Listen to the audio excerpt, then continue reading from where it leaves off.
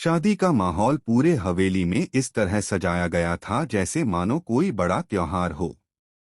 चारों तरफ रोशनी, फूलों की सजावट और संगीत की गूंज ने पूरा वातावरण रोमांचक बना रखा था। हर कोई यही सोच रहा था कि आज आखिरकार आरव और काव्या का मिलन होने वाला है। आरव की मां की आंखों में खुशी के आंसू थे, वहीं पर काव्या की मां अपनी बेटी को दुल्हन के जोड़े में देखने के लिए बेचैन थी। सब कुछ बाहर से बिल्कुल परफेक्ट लग रहा था, लेकिन इस शादी के मंडप में एक ऐसा तूफान आने वाला था जिसकी किसी को भी कल्पना तक नहीं थी।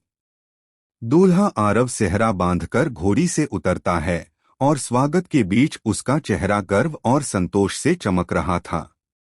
लेकिन उसी भीड़ के बीच कहीं दूर खड़ी रिया सब कुछ बड़ी ही बारीकी से देख रही थी। उसके होठों पर एक रहस्यमयी मुस्कान थी, मानो उसे पहले से पता हो कि इस शादी में कुछ भी वैसा नहीं होने वाला जैसा सब सोच रहे हैं। रिया का मन केवल एक ही मकसद पर टिका था, आरव और काव्या को अलग करना।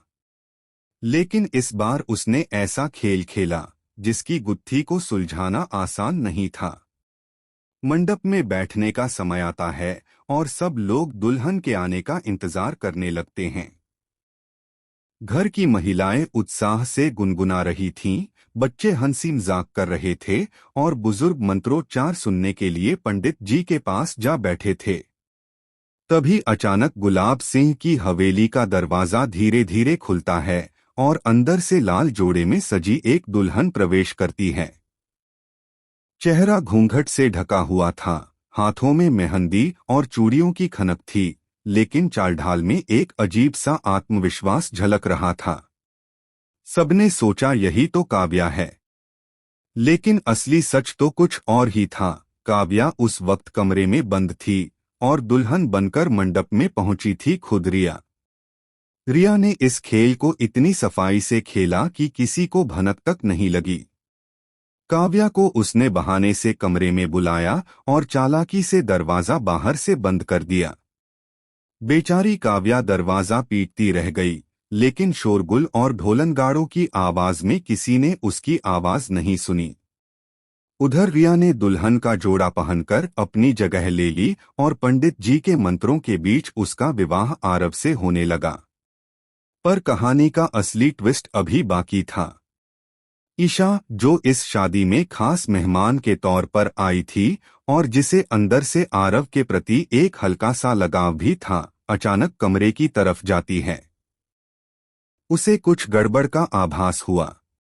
जब उसने दरवाजा खोला तो उसकी आंखें चौंधिया गईं। काव्या अंदर कैद थी। ईशा ने घबराकर पूछा, ये सब क्या हो रहा है? तुम यहाँ कैसे? काव्या रोते हुए बोली, मुझे रिया ने बंद किया है, वो मेरी जगह दुल्हन बनकर मंडप में बैठी है। यह सुनकर ईशा के पैरों तले जमीन खिसक गई। उसका दिल तेजी से धड़कने लगा। उसने तुरंत सोचा कि यह बात मंडप तक पहुंचाई जाए, लेकिन फिर उसके मन में एक और विचार आया। क्या होगा अगर वह सीधे जाकर यह सच्चाई सबके सामने रख दे? शादी रुक जाएगी, घर वाले टूट जाएंगे और आरव की जिंदगी बर्बाद हो जाएगी। लेकिन अगर वह अभी चुप रही और सही वक्त पर सच्चाई खोली तो शायद खेल का रुख ही बदल जाए। इधर मंडप में रिया के दिमाग में एक और योजना चल रही थी। उसकी सोच केवल शादी